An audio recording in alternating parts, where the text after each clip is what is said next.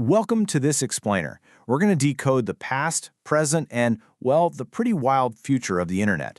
We're talking a full map of how the web evolved from those clunky static pages of the 90s into the highly dynamic, AI-driven, and blockchain-powered ecosystem of tomorrow. Let's get right into it. Okay, I want to kick things off with a pretty critical question about the data you generate every single day.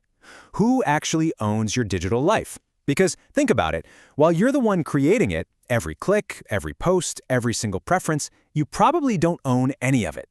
Keep that thought in the back of your mind because it's actually the main driving force behind the next massive shift in our digital world.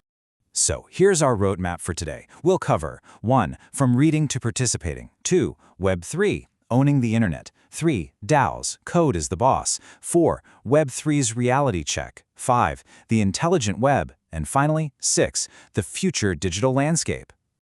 All right, Section 1. From reading to participating. To really understand where we're heading, we kind of need to track how the web has shifted over time. Way back in 1991, we had Web 1.0. This was the read-only web. You'd log on, maybe using one of those old AOL CDs that came in the mail, and you'd basically just read text-heavy pages. You consume the content, but you really couldn't interact with it. Then, right around 2004, Web 2.0 arrived, the participatory web. Suddenly, thanks to social media, you were writing, uploading, and sharing. Fast forward to 2014, and Ethereum co-founder Gavin Wood coins a brand new term, Web 3.0, and this introduced a whole new vision of decentralization. Now, the fundamental flaw of Web 2.0 is its massive centralization. Big tech platforms give us these incredible free services, but they basically act as digital landlords. They harvest and own our data, selling our privacy and our attention to the highest bidder. Web 3.0, on the other hand, proposes a radical shift, total decentralization. In this new model, you don't just read or write, you own. You actually own your digital identity, your assets, and your data, completely bypassing the need for a centralized middleman. Moving on to Section 2. Web 3. Owning the internet. Let's explore the actual nuts and bolts of this decentralized rebellion and the underlying tech that makes it all possible. At the very core of Web 3 is the blockchain. Think of it like a giant, fraud-free, distributed ledger.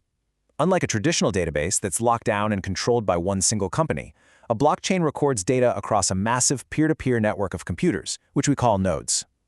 And because everyone has a copy of that exact same ledger, it's virtually impossible for any single entity to secretly alter data or mess with financial records. Building right on top of that ultra-secure foundation, we get smart contracts. These are essentially just pieces of code stored on the blockchain, and they automatically execute actions when specific, predefined conditions are met. Imagine, say, a car insurance policy written entirely in code. If your car gets into an accident, the smart contract automatically verifies the data and, boom, it releases the insurance payment directly to you. It completely eliminates the need to trust a slow human middleman to do the right thing. It's a real game changer. Which brings us to Section 3, DAOs, code as the boss. Okay, so if you can automate a contract, could you automate an entire company? Well, that's what a DAO is, a decentralized autonomous organization. Imagine a company where smart contracts, instead of human executives, govern all the actions, execute the decisions, and manage the community treasury. There's no CEO calling the shots, no board of directors sitting in a fancy corner office. It is literally just transparent code and community consensus. So how does that actually work? First, members hold governance tokens, which gives them their voting power. Next, any member can propose an idea, like funding a brand new project.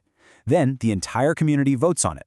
Finally, if the vote passes, the smart contract automatically executes the action. No human intervention needed. This elegantly solves what economists call the principal-agent problem. Replacing centralized human managers who might just act in their own self-interest with transparent, code-enforced community voting.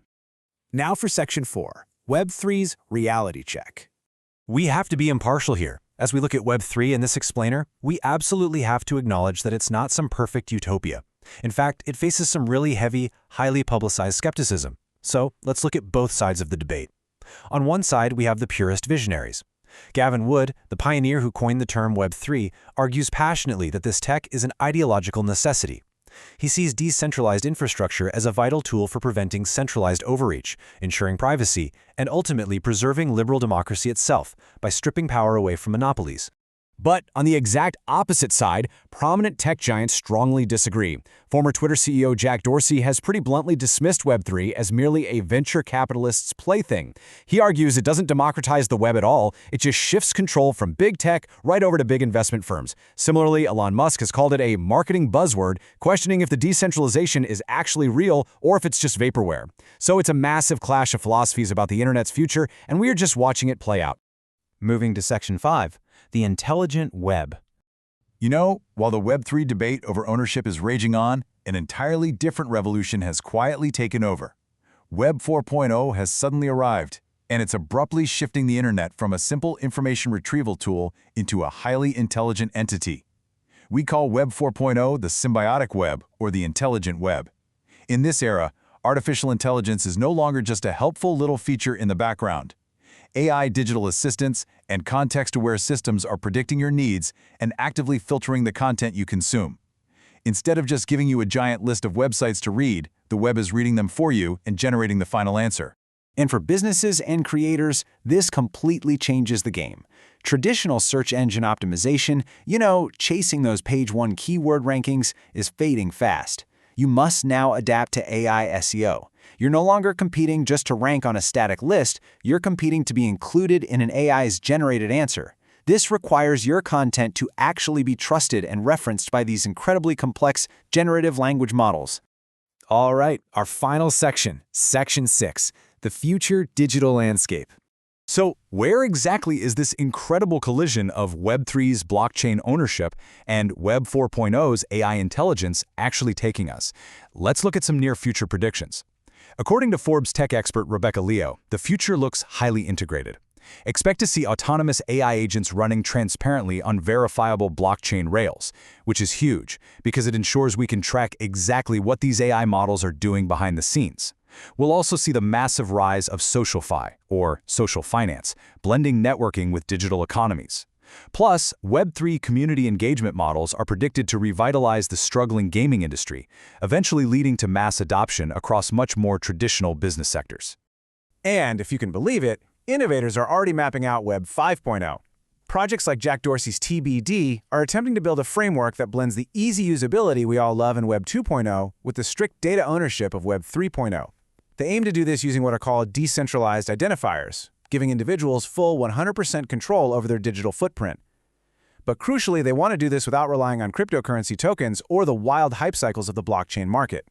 To wrap up this explainer, I want to leave you with this final thought. We've moved from static text pages to social sharing to actually owning our digital assets to a web that is literally learning to think for itself. As the internet transforms into an autonomous, intelligent ecosystem, the rules of visibility, ownership, and trust, they're all being completely rewritten. So the question is, how will you evolve alongside it? Thanks so much for tuning in, and keep learning.